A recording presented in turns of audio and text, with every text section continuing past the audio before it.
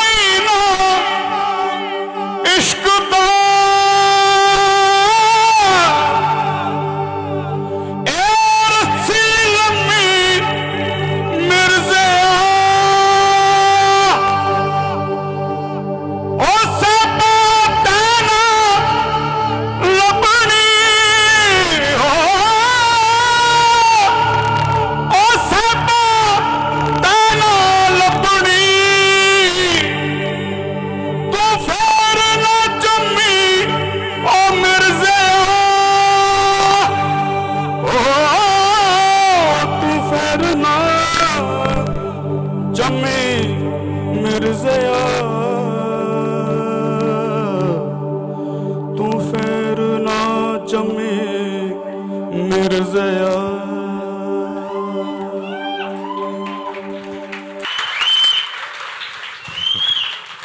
So, कुछ 36 साल पहले, around 36 years ago, I was in college and there was a cultural festival.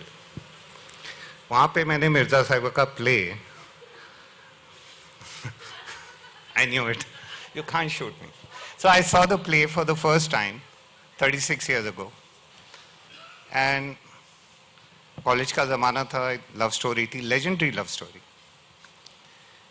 And at the end of the play, the director comes on stage and asks all of us like this, कि साहिबा ने तीर क्यों तोड़े थे?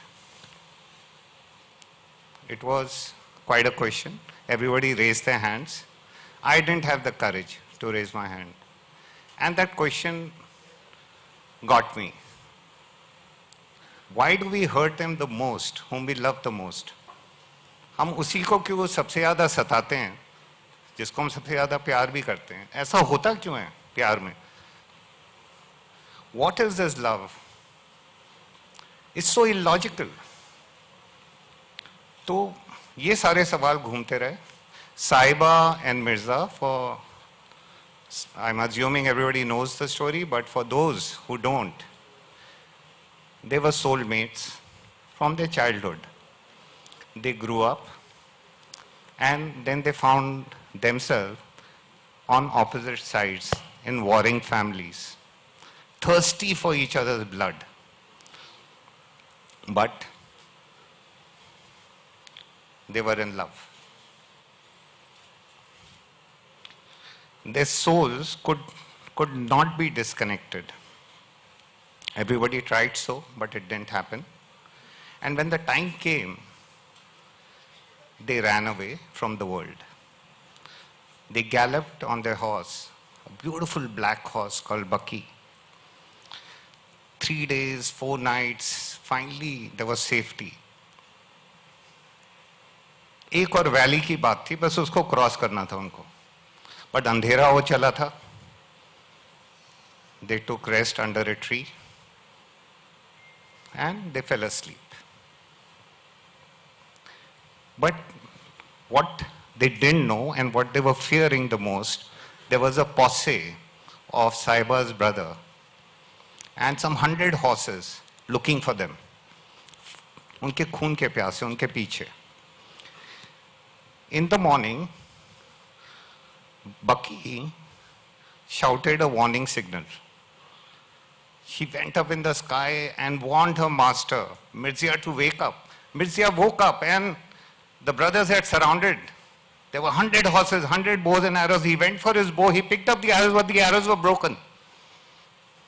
All the arrows were broken. And he looked at Sahiba and he said, why? Why did you do it? And then the brothers of the Sahiba's brothers shot the arrows. Mirza, he bled to death. And he had that question in his eyes. And I had this question in my heart for 35 years. Somewhere deep down, it was there. Life is funny. You find yourself in a director's chair, and then you want to tell stories. Where do you get stories out of? You get them out of your own experiences. So I called up Gulzar Bhai, and I said, Gulzar Bhai, chai. He said, Aaja. He's my neighbor. I went to his house, and I said, Gulzar Bhai, Sahiba ne तीर क्यों तोड़े थे? So he says, Bachchu, he calls me Bachchu. बच्चू वो तो तुम साहिबा से जाके पूछो. मैंने कहा सर मिल नहीं रही है, बहुत सालों से ढूंढ रहा हूँ. अच्छा ठीक है, चलो हाथ पकड़ते हैं, ढूंढते हैं साहिबा को. जब मिल जाएगी उसी से पूछ लेंगे तुमने तीर क्यों तोड़े.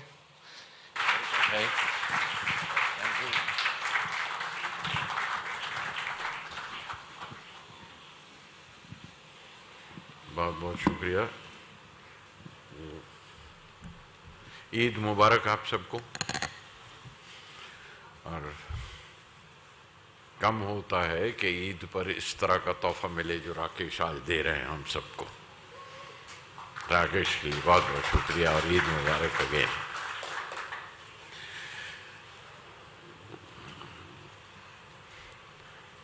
मिर्ज़ा करते हुए ये जो सवाल साहिबा के बारे में बोल के गए हैं राकेश, तो वो सवाल उन्होंने मुझसे भी पूछा था, मुझसे ही पूछा था बल्कि आगे के, बताइए कि उसने तीर क्यों तोड़े। अब मैं इतना ही कह सकता था कि मैंने साहिबा से पूछा नहीं, पूछ लेता तो बता देती या आप उनसे पूछिए। तो वो जिम्मेवारी उन्होंने मुझ पे दी कि आप पूछ के बताइए। सो आई सेड लेट्स गो, चलो साहिबा से मिलते हैं चल के। तो साहिबा से पूछेंगे। राकेश के साथ ये फिल्म करते हुए ये सफ़र में बड़ा मज़ा आया है, बहुत खूबसूरत है। और सिर्फ यही है कि वो अक्सर टेक्स्ट बुक से बाहर के सवाल पूछ लिया करते हैं और तब बड़ी दिक्कत होती है। तो मैं अब ये कि स्कूल से ये तो मुसीबत थी मेरे लिए, इम्तिहान देते हुए बड़ा डरता था कि भाई हाँ आपने जो सिखाया वो पूछ लीजिए, उसका जवाब दे दूंगा, जो टेक्स्ट बुक में है वो पूछ लीजिए, ज्योग्राफिया पूछ लीजिए, हिस्ट्री पूछ लीजिए, मैथ्स मत पूछे क्योंकि वो मैं बहुत ही ख़राब था। पहाड़े सुना दूंगा 1 से लेके 2 से लेके 6 तक 10 तक, लेकिन जो टेक्स्ट बुक में नहीं है उसके बाहर पूछेंगे तो क्या होगा। और उनके साथ स्क्रिप्ट करते हुए वो मज़ा वही था कि जो टेक्स्ट बुक से बाहर वो सवाल पूछते थे उनके जवाब ढूंढने पड़ते थे वाकई। और इस जवाब की तलाश में मैंने एक सफ़र किया लंबा, जाके मिला, साहिबा से मिला। साहिबा ने वही बात कही जो राकेश पहले ही कह चुके थे कि इसमें अब इश्क में तो ये होता है और ऐसा ही होता है कि चोट कहीं लगती है जाकर और जख्म कहीं पर होता है इश्क में ऐसा होता है। तो साहिबा की कहानी में सोचा अगर मैं कहूँ तो इश्क के एक पहलू की कहानी तो मिल जाएगी। तो जावेद साहब मैं वो ज़रा सी वो कहानी सुना दूँ, इजाज़त हो तो। अब उस वक्त ये शक्ल गाने में नहीं थी, मैंने तो सीन की सूरत में ही लिख के दिया था कि एक नदी थी दोनों किनारे थाम के बहती थी। अब जाहिर है कि नदी के दोनों किनारे भी ज़रूरी हैं, लेकिन उसको अगर एक इंडिविजुअल मान लिया जाए तो 2 किनारे 2 शख्स हो जाते हैं, 2 शख्सियतें हो जाती हैं, या 2 इमोशन या 2 जज्बे हो जाते हैं, और वहीं से वो कहानी का कॉन्फ्लिक्ट पैदा होता है। एक नदी थी दोनों किनारे थाम के बहती थी, कोई किनारा छोड़ न सकती थी। एक नदी थी करवट ले तो सारी जमीन बह जाती, तोड़ती तो सैलाब आ जाता, करवट ले तो सारी जमीन बह जाती। हाँ एक नदी थी, आजाद थी जब झरने की तरह चट्टान पे बहती थी। अब ये कहानी है उसकी साहिबा की। हम शोर के ख़ास तौर पे हमारे तीनों अदाकारों को ये बात समझ में आ गई और कहाँ से। Thank you Anil for giving us such a star and lovely great actor Harshvardhan Kapoor. बहुत खूबसूरत